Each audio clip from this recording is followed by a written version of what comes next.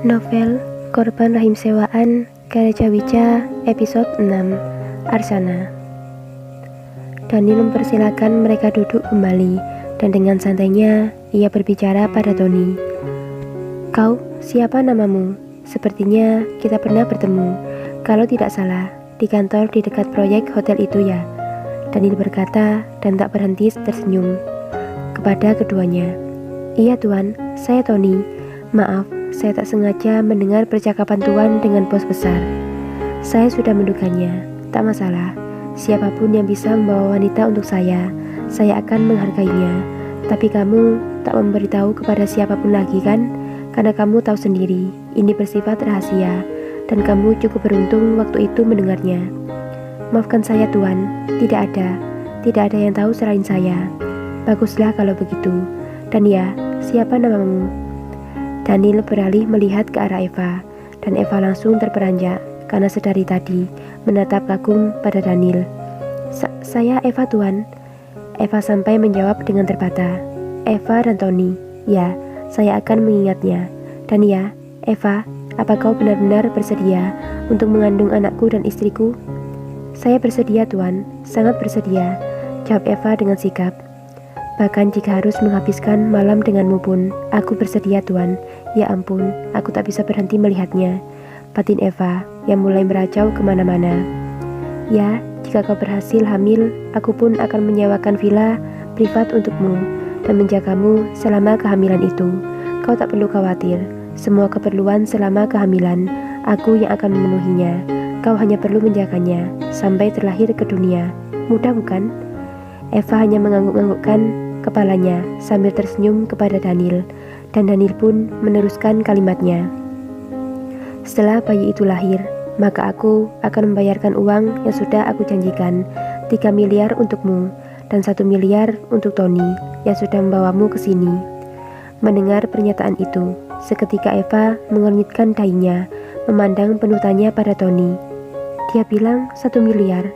Wah, dia sudah membohongiku. Benar-benar pria gila. Pantas saja dia tak mengatakan tentang berapa bayarannya. Batin Eva kesal kepada Tony. Tony hanya memandang ke segala arah, menghindari tatapan Eva yang jelas akan marah kepadanya. Ini yang aku takutkan, dan akhirnya terjadi juga. Wanita ini pasti akan menggila padaku nanti. Kenapa? Ada masalah? Tony melihat keduanya dengan heran. Tidak tuan, jawab spontan keduanya bersamaan. Aku akan kenalkan kalian pada istriku. Tak lama, Dani langsung mengambil telepon rumah yang ada di meja kecil di sebelahnya, lalu menekan satu tombol di sana. Rupanya, telepon itu langsung tersambung ke kamarnya. Kemarilah sayang, ada yang ingin bertemu denganmu. Daniel terlihat diam sebentar, mendengarkan suara di seberang sana, sebelum akhirnya menjawab lagi. Sebentar saja, ada seorang yang ingin menyewakan rahimnya. Baiklah, segera kemari ya. Daniel terlihat menaruh telepon itu lagi, lalu berkata pada Eva dan Tony. Tunggu sebentar ya, istriku sebentar lagi akan turun.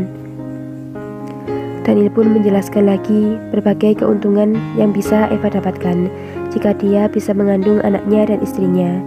Cukup lama mereka menunggu. Akhirnya seorang wanita cantik berjalan ke arahnya.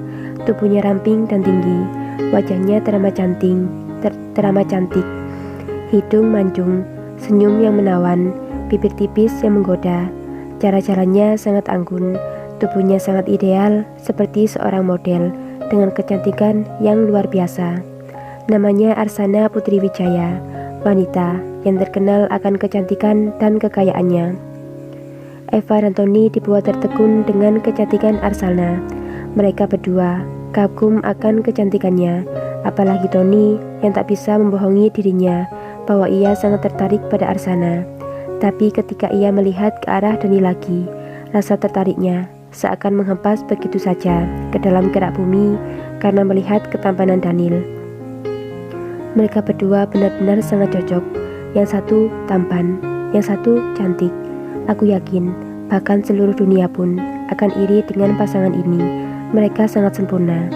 Batin Eva ngilu mengetahui kenyataan bahwa Daniel memiliki istri yang sangat sempurna dari segala aspek.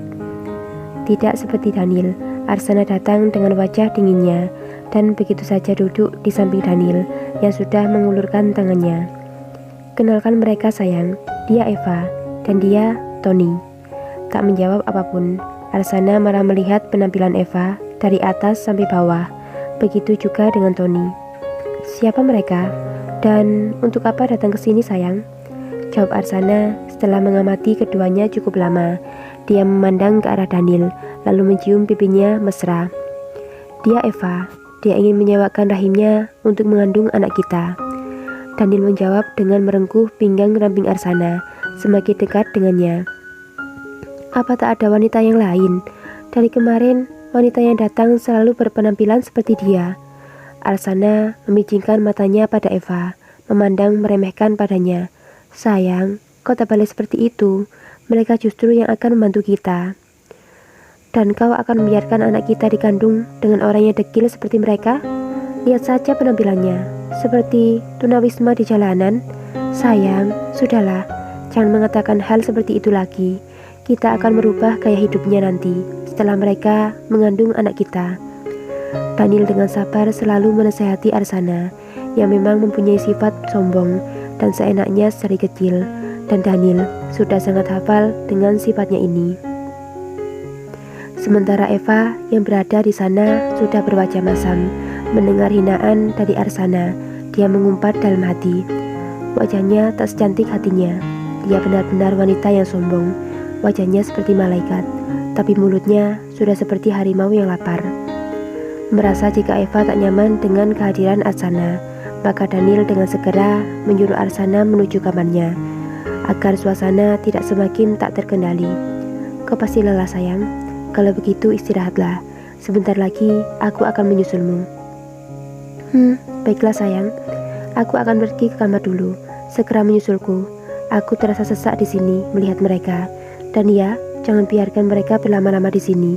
Sofaku bisa kotor nanti. Jawab Arsana dengan menatap dingin ke arah keduanya, lalu tersenyum saat menatap Daniel dan mencium pipinya, lalu segera berdiri dan pergi dari sana. Iya sayang, pergilah, aku akan segera menyusulmu. Melihat Arsana yang sudah menghilang dari pandangan, Daniel dengan segera meminta maaf pada keduanya atas sikap Arsana. Maafkan istriku, dia pasti lelah.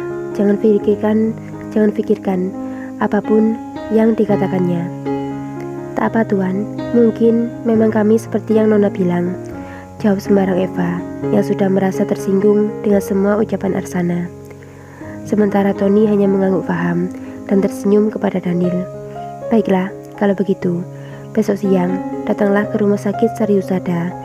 Kita akan melakukan cek kesehatan di sana untukmu Eva. Kau tak sendiri, masih ada 6 wanita lagi di sana. Jika salah satu dari kalian lolos, maka kita akan segera melakukan prosedurnya. Aku ingin segera melihat bayi kami terlahir ke dunia. Semoga Eva adalah satu-satunya wanita yang lolos dari cek kesehatan itu. Doa Tony dalam hati. Baiklah tuan, kalau begitu kami pamit undur diri dulu. Jawab Tony, sudah beranjak dari duduknya. Terima kasih tuan, saya akan datang besok ke rumah sakit tersebut. Jawab Eva dengan antusias. Terima kasih juga atas kedatangan kalian. Mereka pun berjalan keluar dari rumah mewah itu. Sesampainya di luar, Eva sudah memandang Tony dengan tatapan amarahnya. Perasaanku mengatakan akan terjadi sesuatu, batin Tony sambil melirik ke arah Eva. Bersambung.